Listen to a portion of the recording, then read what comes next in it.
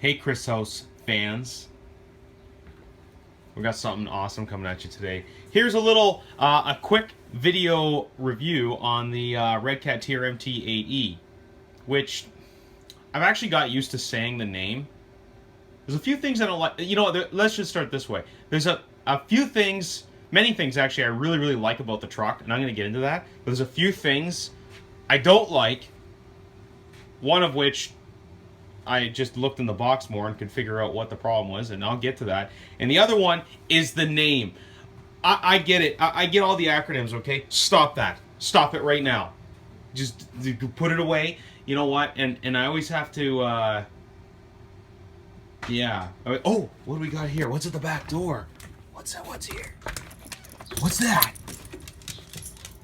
Charlie knew I was doing a video and he wants in on it. But the TRMT thing, just call it the Terminator. Call it the ass kicker. I don't know. Call it something else. Get away with that. But I mean, it's already named that, so let's just leave it alone, right? You know, or the RC world needs to maybe grow up a little bit and get away from the silly stuff like that. And I get it. And I know a lot of people out there are like, well, you know, MT, Monster Truck 8, 8 scale electric. You're right. That's it makes sense. It's logical. I mean, I don't know. It's the same reason why if you want to go buy a, back in the day you buy a Ford F100. And actually, that's a terrible example because there's still an F-150 now. Let's pick another one that I don't look like an idiot. Let's pick Chevy half-tons, right? They used to be all the C and the K 1500s. Now they're Silverados and Sierras. Look at that. GM. Making sense of the world.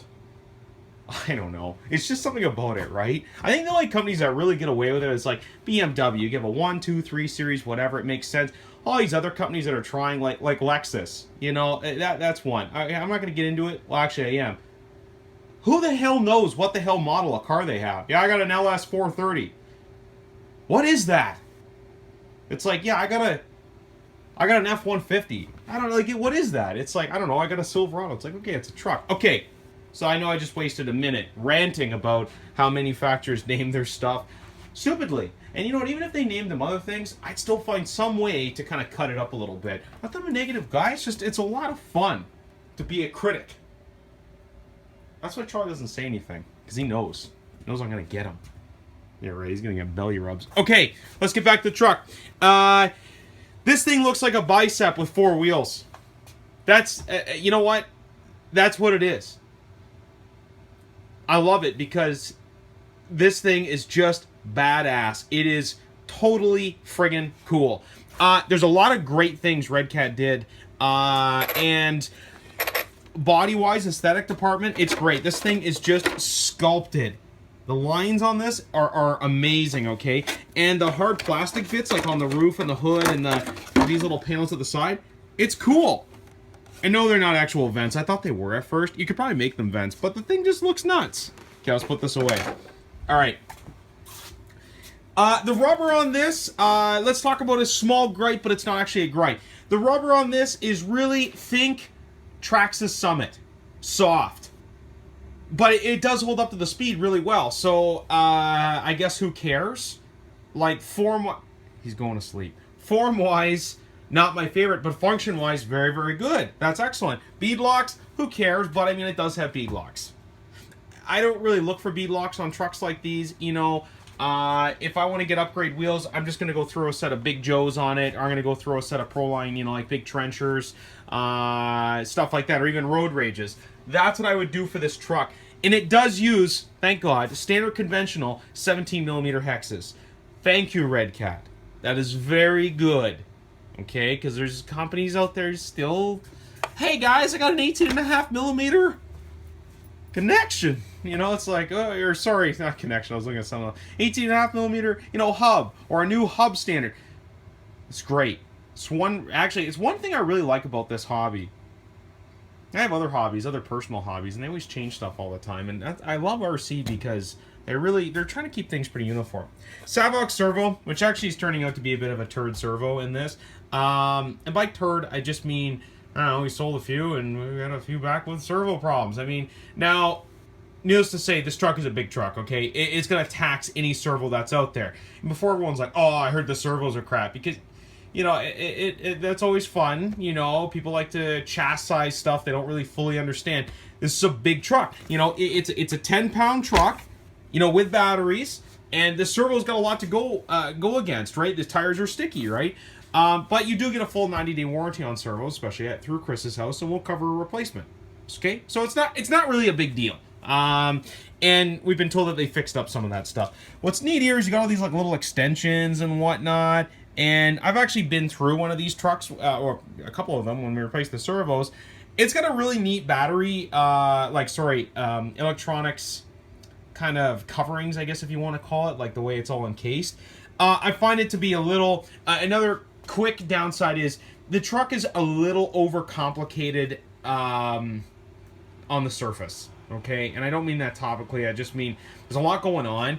It's not this is not a beginner's truck to work on, but this is not really a beginner's truck if you want to call it that, okay? So, and it's really a minor gripe. It's not a, oh my god, don't buy this because you can't work on it. No, it's all good. Now, one thing, now I'm just going to set this down for a second.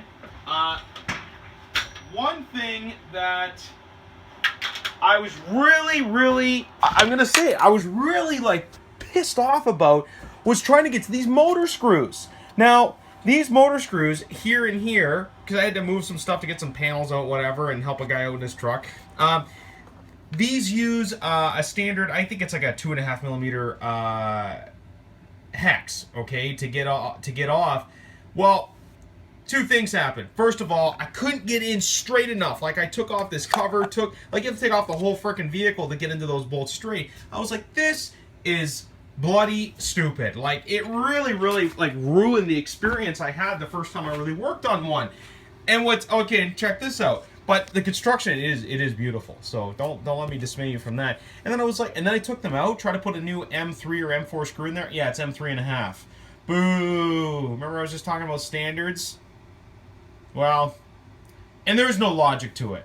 You know, it's not, okay guys, we're using an M3.5 screw because, you know, that's what makes the most sense. It's called, someone made an oversight and should have used an M2.5 or an M3 or an M4. But here's the thing. I was getting another one ready for a guy, and I was like, you know what? This sucks with the motor adjustment, right? And then I found out in the box it comes with this tool. Look at this. Look at it. Look. You put it in here. Hold on. Look. Excellent. And it actually fits in there really good, and it comes with it. So you know what? I take all that back. I don't like that it's M3.5 screws, which we have extra ones of now. It's not a big deal. But it was a very slight learning curve. But look, fixed it up with that. That is awesome. Thank you, Redcat. You did a great job. Battery trays are really freaking hard to get off. They're really tight, but guess what? It means it's going to seal out more dirt, more dust, more debris, more crap in the vehicle. Very good. Electronics are fantastic. Oh, we talked about the servo quickly. It has been apparently fixed up. We're good.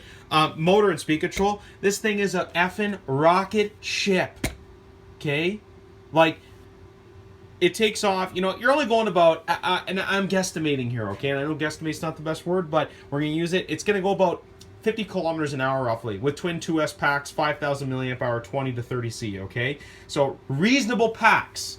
Again, it's something we like to kind of measure our speeds with, you know, and I know we're just ballparking it, but you could do 40 with this, hit the throttle, wheelie, and it's got this sick wheelie bar built in. It's wide. It looks really durable. I don't know what the material is, but it's some kind of heavy-duty nylon. It's adjustable as well. It's got ball bearings. It's good. But you can go 40, hit the throttle, and the thing is just, it's on its rear wheel. Oh, don't you love that sound? That's the equivalent to a farmer waking up to hearing his roosters cock-a-doodle-dooing. Cock-a-doodle-dooing? Does that make sense? That's great. That's what this is to the RC crowd. Oh, that's nice. That's some four-pole goodness for you. I like it. Look, built-in LEDs, too. I know they're not on. But that's okay. Built-in LEDs. Heavy-duty shocks. Heavy-duty drive shafts. This thing screams quality, okay? I really like this. This is a really good step for the hobby, Okay? Now, some of you out there in internet land will be like, well, I got a crate and I've got this, I've got that. You know what? Those are good trucks too. It's just nice to see other players get into the market and really kind of do something a little bit more unique and do something that's, I don't know, it's a great truck. The bottom is no nonsense. I really like that, okay? You know, you want to get to stuff, you've got your standard couple screws here, couple screws here, couple screws here. This is good. This is all good. You get pivot ball suspension front and rear, okay? So that means you're going to have a little bit of parts interchangeability, get these nice shiny turnbuckles. They look a little small, but they are pretty well protected, especially in the front. And they do have really heavy-duty nylon ball ends, okay? So I'm not really concerned. Even the shocks have these cool, you know, they've got the shields around the shock, so it's not just bolting a shock onto the arm. It's great. We've got about 4 mil, even 4.5 mil, maybe 5 actually, thick suspension hinge plate retainer plates as well. Front and rear. It's good. Yeah, they're cast and they're colored red because, you know, red's cool. It's Redcat. Right? You know, Redcat has the reputation, a little bit of a reputation, you know, to be, you know, they do stuff a little cheesy sometimes, but you know what? They pulled this vehicle off and they did a really, really great job. They did a really great job. You know, there's enough red, and even the Dean's connectors are red. Well, they always are, right?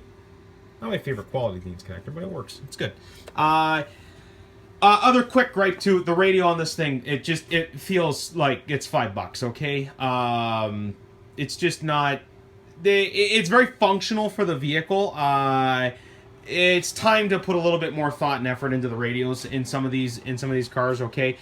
Meanwhile, you can go and buy a $3,000 or whatever the hell RC car, and you're still getting a $59 radio. I get it, because radios have gotten a lot more reliable over the years. It's just nice to see something a little bit better. Now, we sell these are about $6.99, okay? They don't come with your batteries or your charger, but we have them in stock, ready to go. You can always feel free to give us a call. And yes, I've driven this. Yes, it's wild, okay?